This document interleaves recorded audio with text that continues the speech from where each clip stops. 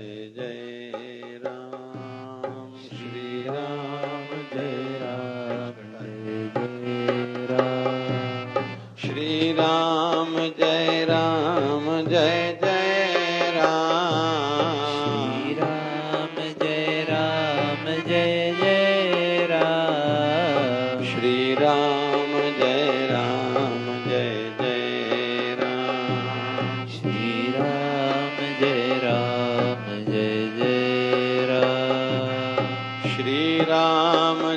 राम जय जय राम श्री राम जय राम जय जय राम श्री राम जय राम जय जय राम श्री राम जय राम जय जय राम श्री राम जय राम जय जय राम श्री राम जय राम जय जय राम श्री राम जय राम जय जय राम श्री राम जय राम जय जय राम श्री राम जय राम जय जय राम श्री राम जय राम जय जय राम श्री राम जय राम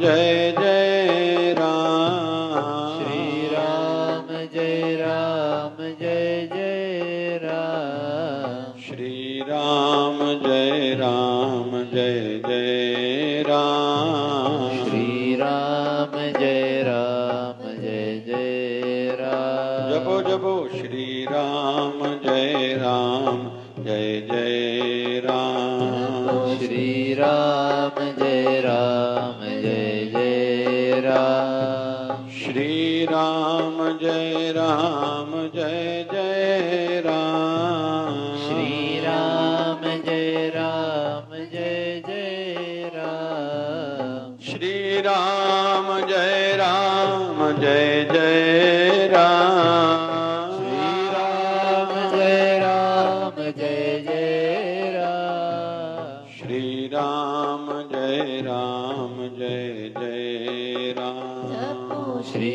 राम जय राम जय जय राम बोलिए सत्य सनातन धर्म की जय बोलिए लक्ष्मी नारायण भगवान की जय शिव राम कृष्ण भगवान की जय आयो लाल ताड़ी बजाए सभी जाओ बोलिए सदगुरु स्वामी शिव भजन जी महाराज की जय जय शिवधारा अपने प्रभु से जिनका संबंध है उसके मन में आनंद ही आनंद है अपने प्रभु से जिनका संबंध है उसके मन में आनंद ही आनंद है अपने सद्गुरु से जिसका संबंध है उसके मन में आनंद ही आनंद है उसके मन में आनंद ही आनंद है उसके मन में आनंद ही आनंद है अपने प्रभु से अपने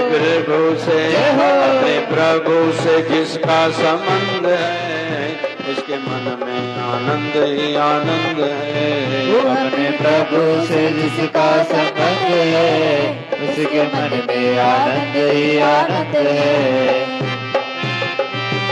जिसको सत्संग से हरदम पसंद है जिसको सत्संग हरदम पसंद है उसके मन में आनंद ही आनंद है उसके मन में आनंद ही आनंद है उसके अपने प्रभु से जिसका संबंध है उसके मन में आनंद ही आनंद है अपने प्रभु से जिसका संबंध है उसके मन में आनंद ही आनंद है आज समय को देखते हुए इस विषय को थोड़ी देर के लिए लूंगा। चाहना एक अलग विषय है, प्राप्त करना एक अलग विषय है। हम संसार हो या परमार्थ हो, जितने योग्य हैं उतना मिला है।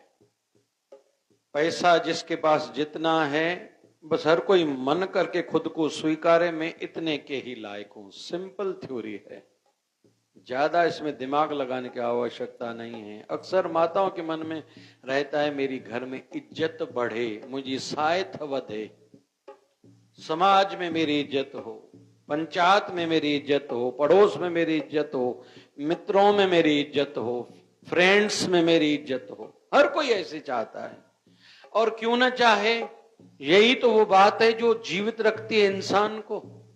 स्वामी रामकृष्ण परमहंस स्वादी भोजन बहुत खाते थे, रोज अलग अलग प्रकार के कहते थे व्यंजन बनाओ।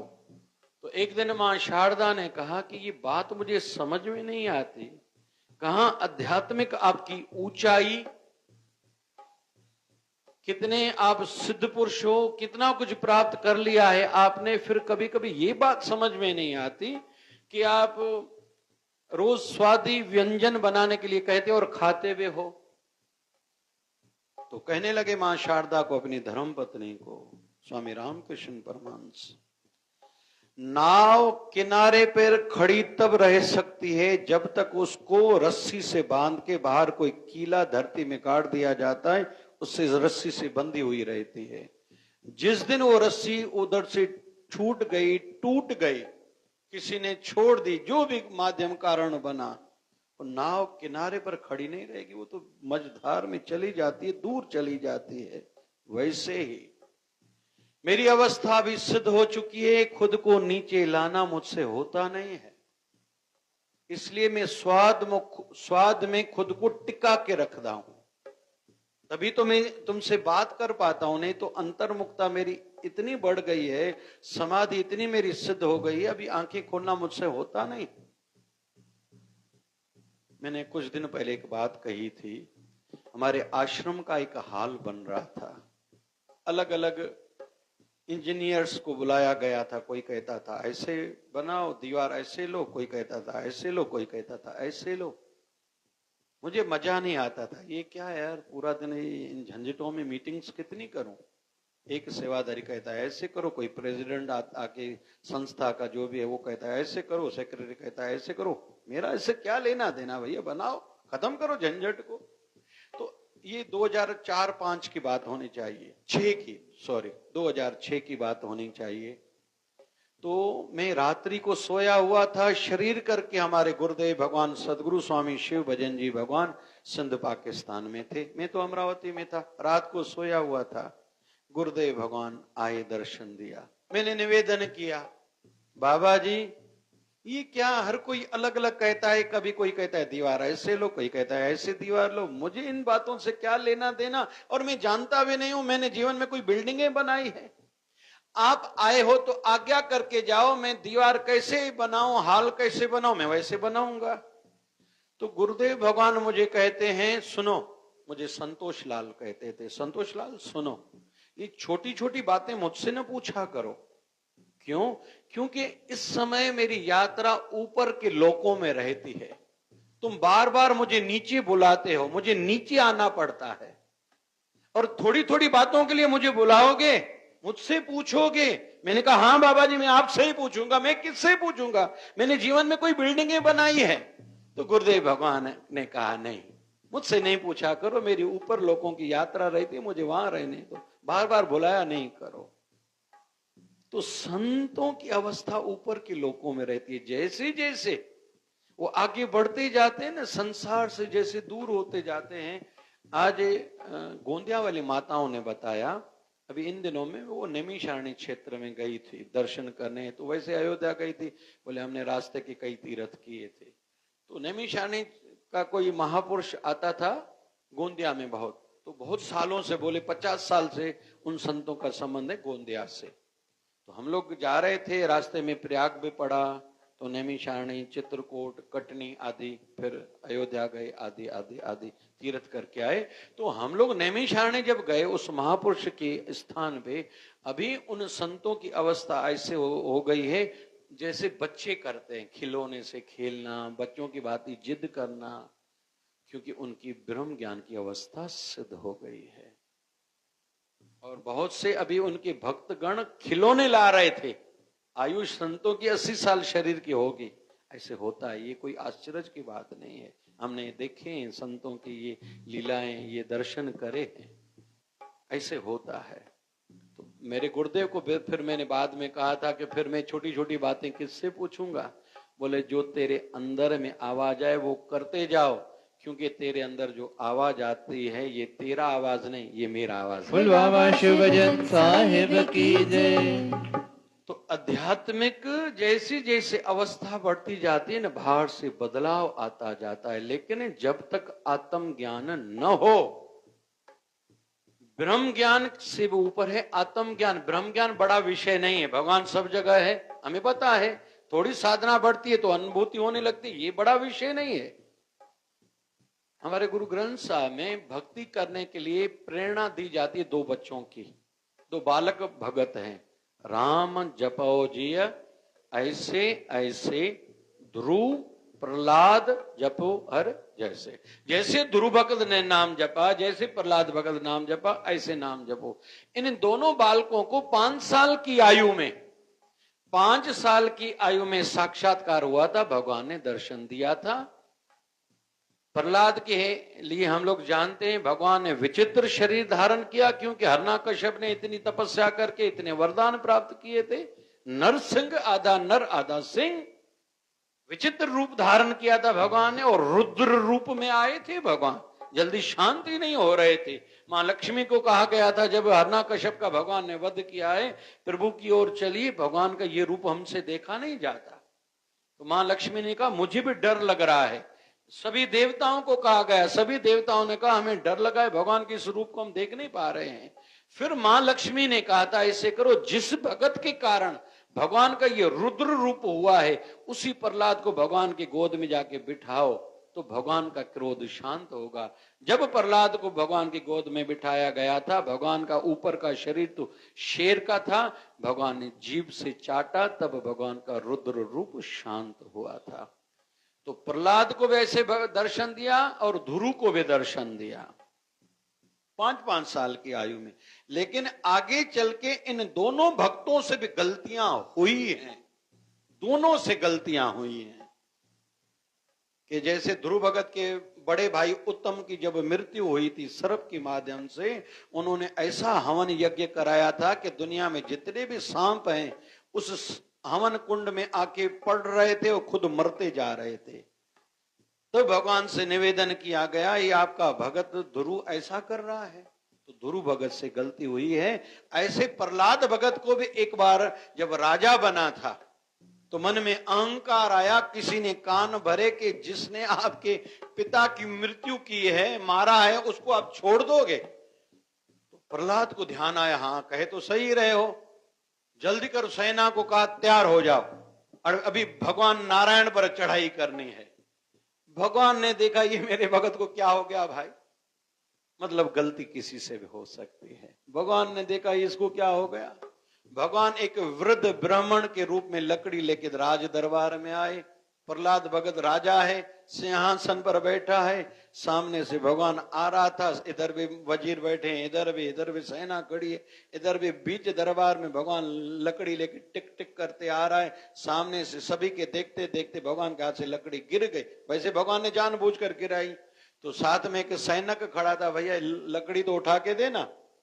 जैसे उठाने के लिए गया तो उठा नहीं पा रहा है। भैया दो लोग भले आपस में थोड़ा साथ में एक दूसरे को सहयोग दो, लकड़ी उठाओ, उठा नहीं पा रहे हैं।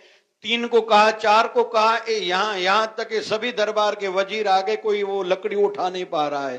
फिर प्रहलाद भगत को मन में आया कि ये पागल है, इनको शक्ति नहीं है, इनको समझता नहीं है, अरे एक लकड़ी नहीं उठा पा रहे हैं, मैं आता हूं। जब प्रहलाद भगत ने उठानी चाहिए तो नहीं उठा पाए।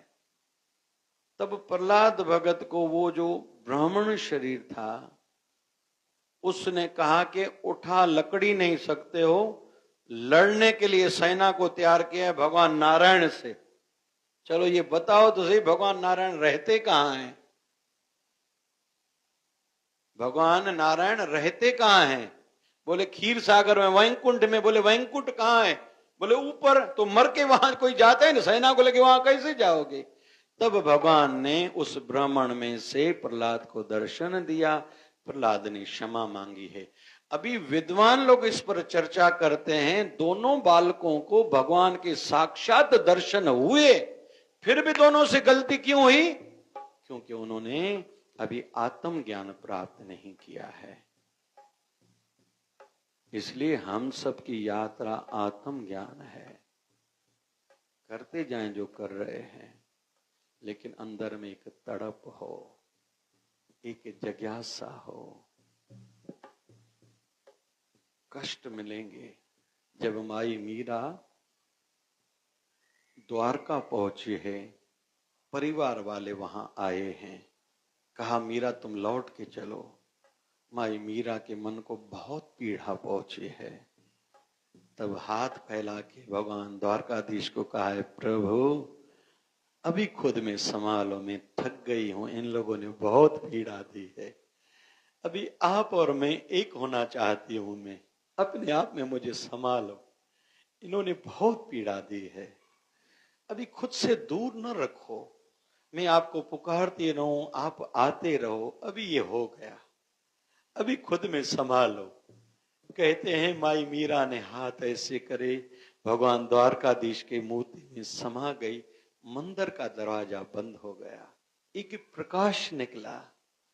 जो वहां के पुजारी लोग खड़े थे, उन्होंने जैसे दरवाजा खोला तो भगवान श्री कृष्ण के श्री चरणों में माई मीरा की चुनरी पड़ी थी। माई मीरा कहाँ गई, किसी ने नहीं देखा। तो हरि भक्त जो होते हैं ना, दर्शन के लिए सदैव तड़पते रहते हैं।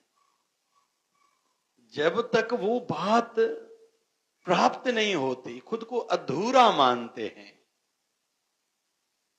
जैसे हम लोग सुखमन को शुरू करते हैं ना, आद गुरे नमा जुगाद गुरे नमा, मतलब प्रणाम से शुरू हो रही है यात्रा, और अंतिम श्लोक तक जाते हैं, पूरा पिरवारा दिया पूरा जाका नाम, नानक पूरा पाया पूरे की गुण का। वहां पूर्णता का विषय है, पूर्ण हो जाओ भैया, इस यात्रा में आगे बढ़ो, पूरे गुरु का सुन उपदेश, पार ब्रह्म निकट कर पेक। भैया केवल पढ़ो नहीं, अभी अनुभूति करो, वो तेरे अंग संग है।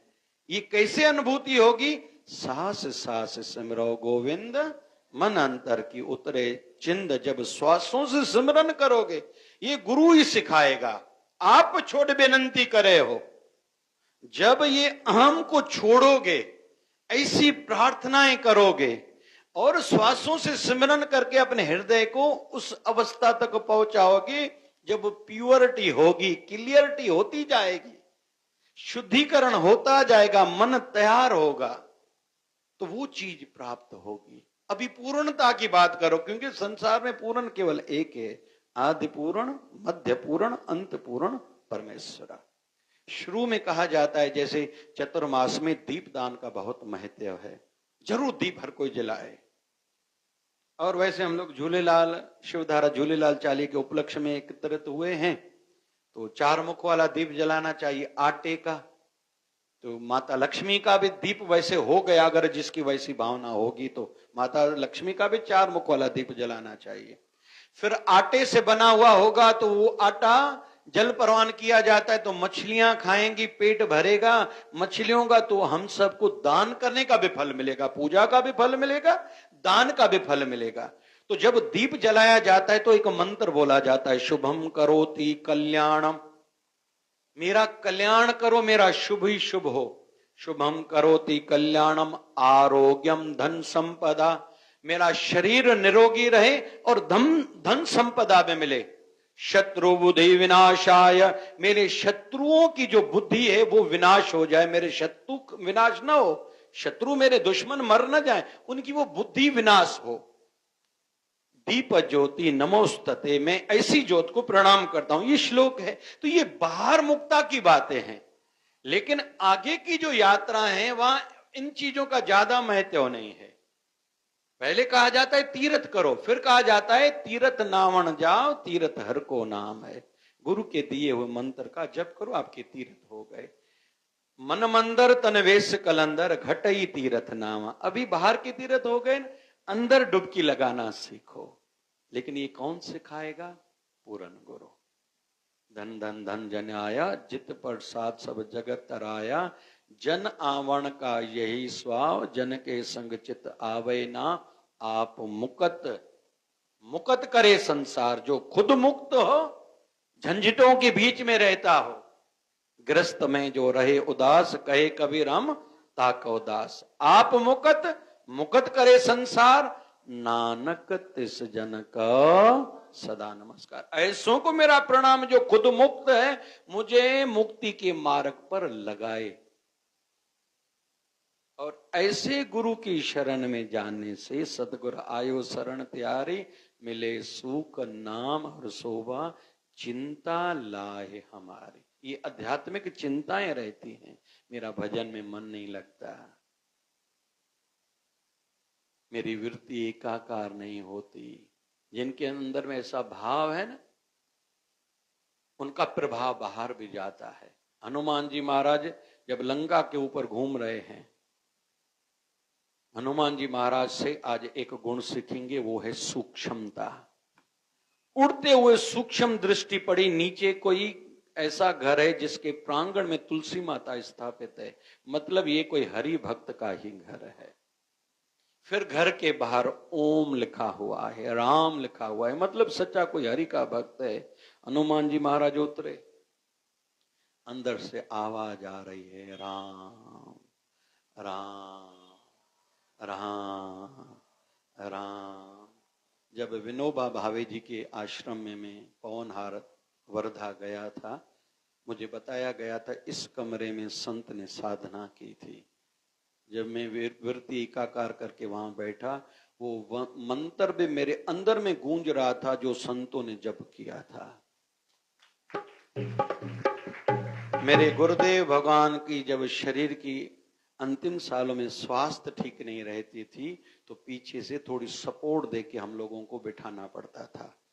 तो गुरुदेव भगवान को जैसे दोनों हाथों से हम सपोर्ट की दृष्टि से थोड़ा पीछे से पकड़ते थे, इतनी वाइब्रेशंस आती थी, अनुभव होता था भजन के चल रहा है अंदर।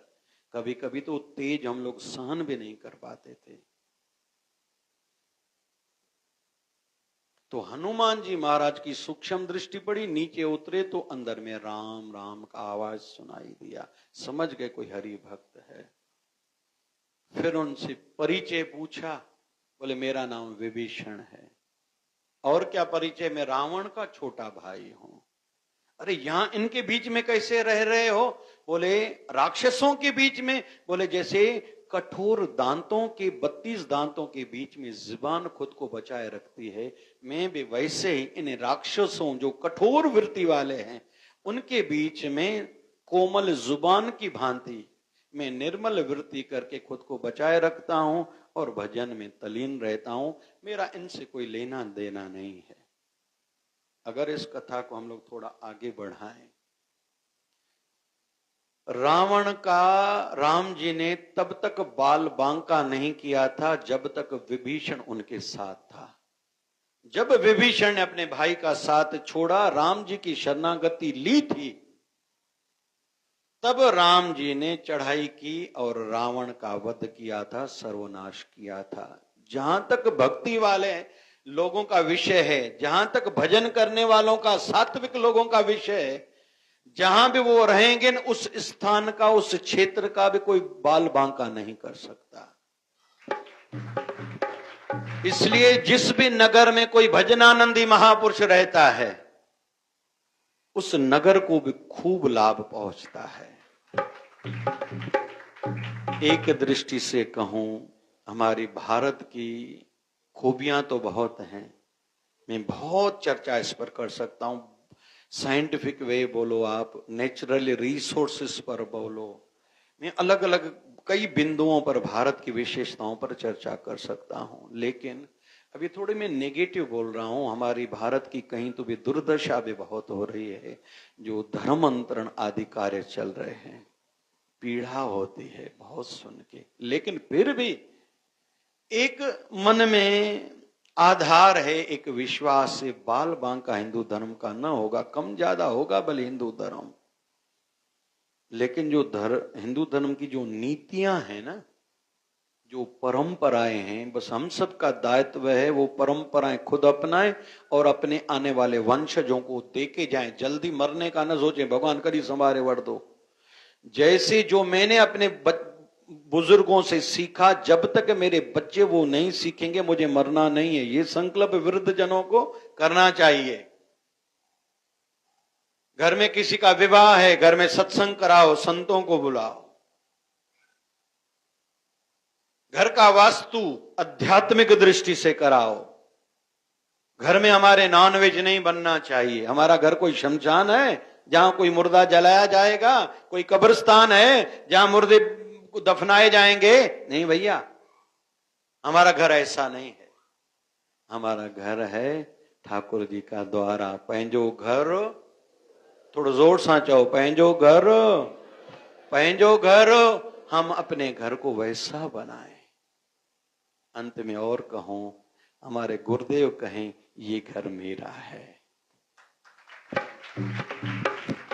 मैं कहता हूं जब भी अपना नया घर बनाओ, एक कमरा अपने गुरुदेव का भी बनाओ, वो केवल उनके लिए हो। उसमें ऐसे नहीं गेस्ट मेहमान ज्यादा हैं वहां किसी को सोने के लिए भेज दो, नहीं, वो मेरे गुरुदेव का है। भाव ऊंचा हो। मेरे गुरुदेव पलंग पर रोज आके सोते हैं। ओंकारेश्वर में मान्यता है भगवान शिव जी और मां पार्वती रोज आते हैं, आज भी। तो वहां भगवान वो चासे ढारा रोज खेलते हैं, तो रात को बना कर वो लोग रखते हैं ओंकारेश्वर में। सवेरे आते हैं, वो अनुभव होता है जैसे वो बिगड़े हुए रहते हैं। शिव जी और मां पार्वती आए थे वृंदावन में, निधि वन में, जहां ठाकुर जी रासलीला करते थे। हर चीज रात को रखते, वहां मान्यता है ठाकुर जी रात को आते हैं। तो पलंग बिस्तरा बना के रखते हैं, कंबल आदि। फिर ठाकुर जी दंतुन करते हैं, मतलब डंदन वो भिगो के रखते हैं। ठाकुर जी रात को पान का भोग लगाते हैं, पान भी रखते हैं, ऐसे जल भी रखते हैं। रात को ताला लगा के, क्योंकि निधि वन को बाहर से भी ताला है, वो तो कमरा है, लेकिन निधि वन है पूरा तुलसी का वन, तो बाहर से भी ताला लगाते हैं। लेकिन क्योंकि अंदर कोई रह जाएगा वो पागल हो जाएगा या मर जाएगा। और यहां तक कि ऊपर से पंछी तक नहीं उड़ पाएगा, वो भी मर जाता है। इसलिए पंछी भी ऊपर निधि वन से रात्रि के समय में नहीं गुजरते रात्रि को। वहां की ये मान्यता है, शक्ति है। क्यों? ठाकुर जी रास लीला करने रोज वहां आते हैं। लेकिन सवेरे मैंने खुद देखा है, न्यूज नेशन चैनल के माध्यम से कई 2 बार या 3 बार देखा होगा कि सवेरे ताला खोलते हैं, पूरी रात भर लाइटिंग और ये कैमरास लगे हुए रहते हैं, बंद ही रहता है। ऐसे नहीं कोई अंदर व्यक्ति जाए ये सब करे, अंदर का वातावरण बिगाड़े, नहीं। जब सवेरे दरवाजा खोलते हैं, आधा पान ठाकुर जी रोज चबाते हैं, खा जाते हैं, दंतुन चबाते हैं, बिस्तरा हिला हुआ डुला रहता है, पानी का गिलास ऐसे रहता है जैसे ठाकुर जी आए थे और ऐसी लीला करी थी। कृष्ण कन्हैया लाल की। वैसे ही हम सबको अपने घर के एक कमरे में व्यवस्था रखनी चाहिए। अगर हमारी भावना सच्ची होगी तो हमारे गुरुदेव ये दर्शन हम सबको हमारे घर में जरूर कराएंगे। लेकिन ये संभव तब होगा जब हमारे जीवन का लक्ष्य ध्येय आत्मिक ज्ञान होगा, ना कि केवल बाहर की क्रियाओं में हम लोग केवल रुके रहेंगे। शिवलिंग पर जल जरूर चढ़ाएं, मन की शांति बढ़ेगी। ओम नमो भगवते महारुद्राय नमः जप करो सभी। जिनको शिव जी से इतना पाना है वो इसी मंत्र का जप करें, नहीं तो सहजता में ओम नमः शिवाय, ओम नमः शिवाय, ओम नमः शिवाय। मन की शांति मिलेगी, हम भी कल्याण करने वाले बनेंगे। मैं उस तत्व को प्रणाम करता हूं, ओम वो परम सत्ता, मैं उसको प्रणाम करता हूं जो सबका शिव मतलब कल्याण करती है। मैं भी कल्याणकारी बनूं, कई लाभ हैं, लेकिन केवल बाहर की क्रियाएं भी कब तक? वैसे संत सिद्ध पुरुष भी अंत समय तक उसको छोड़ते नहीं है, ये विषय अलग है। लेकिन जैसे आदि जगत गुरु शंकराचार्य कहते थे, प्रभु हे शिव जी, मैं बाहर शिवलिंग पर जल चढ़ाता हूं जो आनंद आता है, वैसे ही जब मैं जल पीता हूं ऐसे लगता है मेरे अंदर भी आप ही हो, मेरे अंदर भी शिवलिंग तत्व है, मैं उस पर ही जल चढ़ा रहा हूं।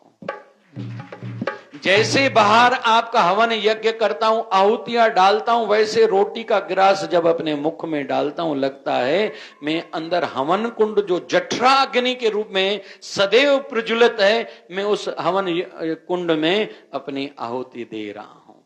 मैं जहां भी जाता हूं ऐसे लगता है शिव मंदिर को, शिवालय को मैं परिक्रमा कर रहा हूं। जब भी मैं जहां सोता हूं ऐसे लगता है मैं आपको दंडवत प्रणाम कर रहा हूं, क्योंकि मेरे शिव जी सब जगह कण कण में, बाहर भी, मेरे अंदर में आप ही आप हो। बोलिए शंकर भगवान की जय। तो निवेदन है ये हमारे जीवन का ध्येय हो, फिर आनंद ही आनंद है, क्योंकि विष्णु सहस्त्र नाम में भगवान का एक नाम आनंद भी है।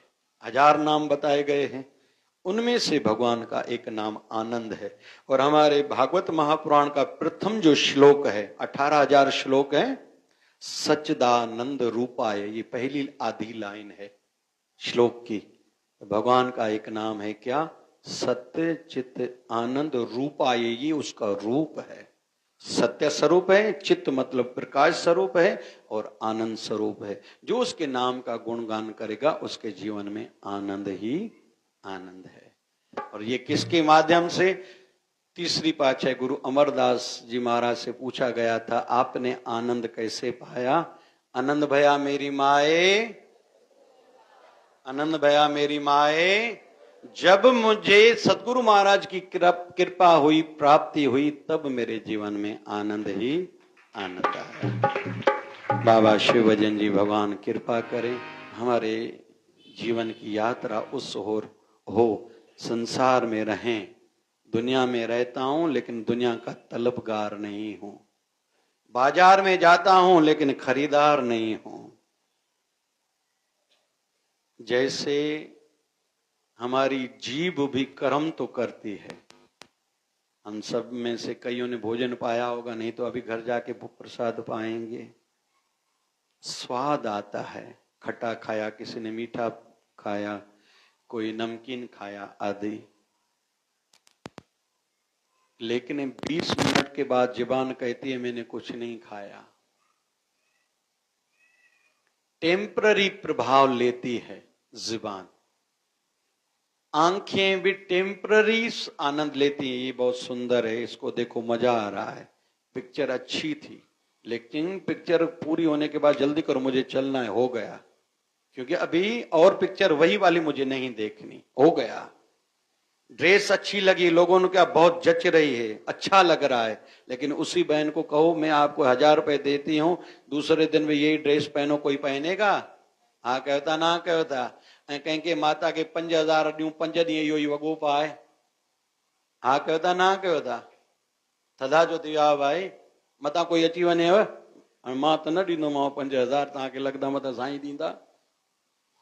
तो जो संसार के विषय भी हैं टेम्पररी हैं, तो ये जो आंखें भी हैं ना, हमारे कान हैं, हकीकत में 1 मिनट और थोड़ा गहरा आध्यात्मिक भागवत के आधार पर और वेदांत के आधार पर कह रहा हूं।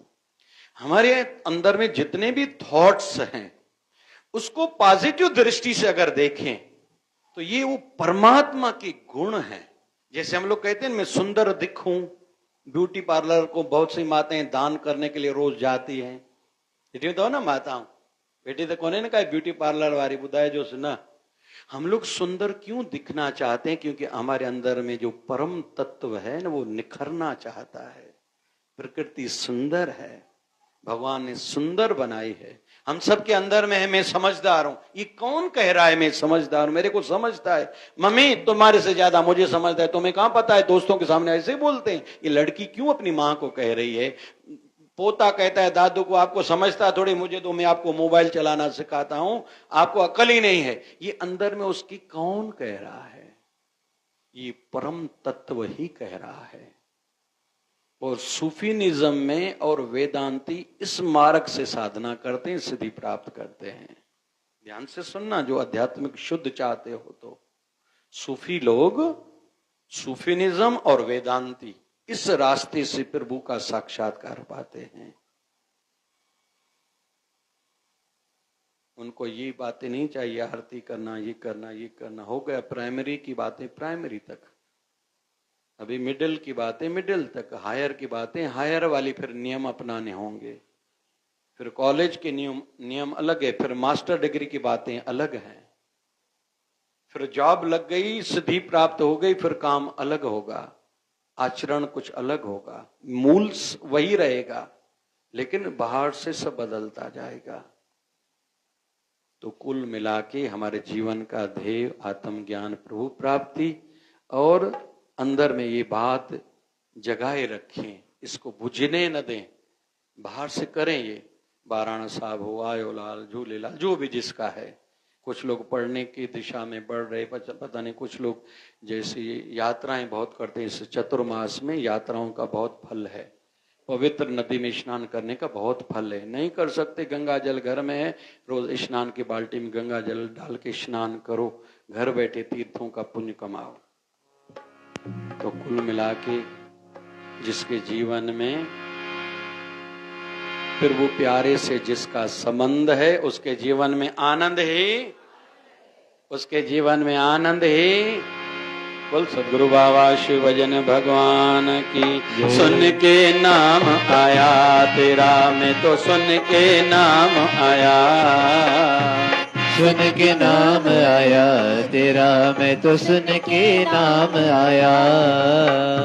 शिवदारा के बाबा शिव भजन में तो झोलियां भरने आया। ओ बाबा मैं तो सुन के नाम आया तेरा, मैं तो सुन के नाम आया। जय हो। सुन के नाम आया तेरा, मैं तो सुन के नाम आया। ओ शिवदारा के बाबा शिव भजन में तो झोलियां भरने आया। ओ बाबा मैं तो, ओ बाबा मैं तो, ओ बाबा मैं तो सुन के नाम आया तेरा, मैं तो सुन के नाम आया। सुन के नाम आया तेरा, मैं तो सुन के नाम आया। कोई कहता बाबा ने मुझे धन दिया, कोई कहता बाबा ने मुझे धन दिया। किसी का दर पे आने से दुख कट